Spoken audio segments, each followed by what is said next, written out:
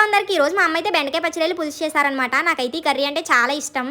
మా తమ్ముడికి half days అని చెప్పాను కదా, వాడు మధ్యాహ్నం స్కూల్ నుండి వచ్చిన తర్వాత మేము అందరం కలిసి భోజనం చేస్తున్నాము.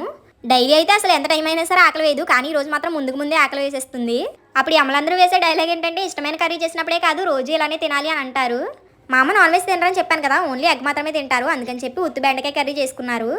తర్వాత మా తమ్ముడితో హోంవర్క్ చేపిస్తున్నాను. డైలీ మా తమ్ముడు మధ్యాహ్నం వచ్చిన వెంటనే ఫ్రెష్ అయిపోతున్నాడు. ఆ తర్వాత కొంచెం తినేసి ఇంకా హోంవర్క్స్ అన్ని చేసేస్తున్నాడు. తర్వాత నుండి వాడు అల్లరి చేస్తూ మమ్మల్ని విసిగిస్తున్నాడు.